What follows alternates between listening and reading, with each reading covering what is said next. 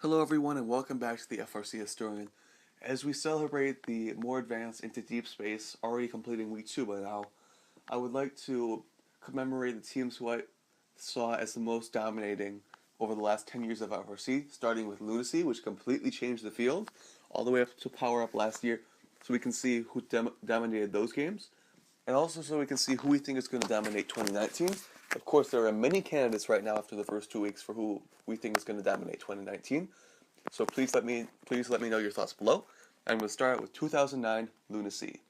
Now on Lunacy, the teams who won this competition were 67 and 111 were the main two teams, with I feel Wild Staying coming as front runner of the most dominating, as they won the first regional and after a upset at their second regional, went on to win their division and the championship.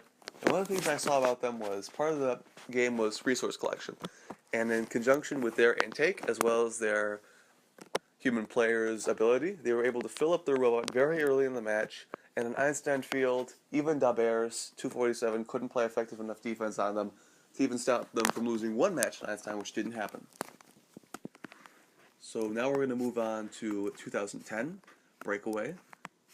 Now for those of you who did not know, the team who dominated the most in this game didn't actually win the championship. And I feel that is actually 469 Las Gorillas in this game, because the robot that they built has been the cornerstone of what I felt as the game-breaking robot. Whenever I did a kickoff, I'd always think of, okay, what rules can be exploited to make a game-breaking robot? Because there were two things that stood out to me. 2002's Hammond robot and 2010's Las Gorillas. And 2010 wasn't that long ago, and the robot that they built completely shows the amount of intricacy they put into bending the rules. The robot being able to stop in part of the field, not being able to be moved by another robot, and then have the actual game pieces go into their robot, be shot into the goals, winning both the First and Michigan districts, winning the district championship against Hot, and then winning their division and getting world finalists against Hot, ironically. And when we look at this, Las Gorillas did not win Worlds, but their robot and their struggles for this year will never be forgotten.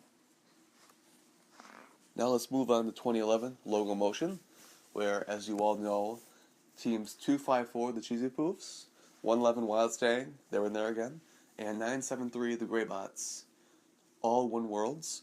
And I see the frontrunners this year as 254, as they were able to get a 2-game piece Auton, unlike many of the other teams that year. And they were also able to go incredibly fast, winning both their Einstein Finals matches, starting off a dynasty of sorts. Next up, in the 2012, one of the things, if you did not know, was that 2 of the 3 teams who won were 2-digit teams, and 1 was a 1-digit. I think this is one of the only years in recent history where there have been that prevalence of lower digits. Of course, not saying anything about the quality of other teams. However, it was an interesting thing when I first saw it. The team who really comes to mind, in my opinion, is Team 16, the Bomb Squad, winning the most banners of most teams of that year, as well as scoring exceptional points in the Einstein Field, winning them the championship. Next up on to Ultimate Ascent 2013. The team who really comes to mind here is Team 1241, who worked in conjunction with 610 to win the 2013 championship. And what I feel about this was it also came as a thing of showing how much further 1241 can go. As in 2017 and 2018, they've been working with OP and doing exceptionally well. 1241 and 610 were able to actually beat the champion teams of 469 and 33, who are 2 of the best teams in this year in all of the state of Michigan, showing that these 2 teams could win, and they did exceptionally well in doing it. Next up, we're going to go on to 2014, Aerial Assist. Once again, this game was decimated by teams 254 and 1114. And of the 2, I would have to give the Cheesy Poofs the credit of the most dominating, as there is an honorable mention for 1114. 254, 469 were able to decimate the game. 254's robot was able to do an incredible 3-ball Auton, not even conceivable from the first week of the game. And they were able to win 2 of the 3 finals matches, crowning them as the world champion. Now next up on to 2015, Recycle Rush. In this year, Team 1678 really catches my eye in this field, as they were able to do incredibly well, providing many stacks. I'm against the other alliance, who's also able to do incredibly well for this year. And although the actual decision of how they decided to do elims, where there wasn't actually facing other teams, 1678 Citrus Circus was able to do incredibly well throughout, making it to the finals in every single competition they went to, which wasn't an easy feat for most teams who know that even though you were doing your best, you could still be counted out in the semis or finals just because of the average of your scores. And 1678 118 had a match where they weren't able to get up to their highest average score, making them the Blue Alliance in the finals.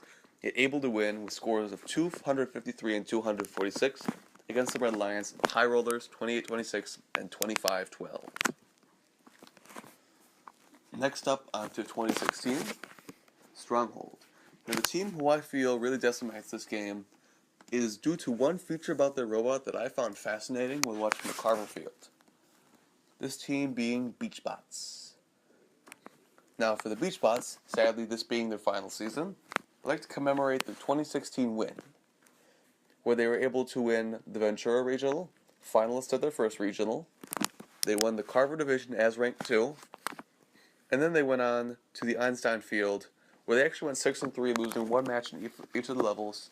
And one thing about their robot that was fascinating was they were able to provide a tall bot, where there was obviously the idea of whether to go for the low bar or to get up higher and do more consistent shooting.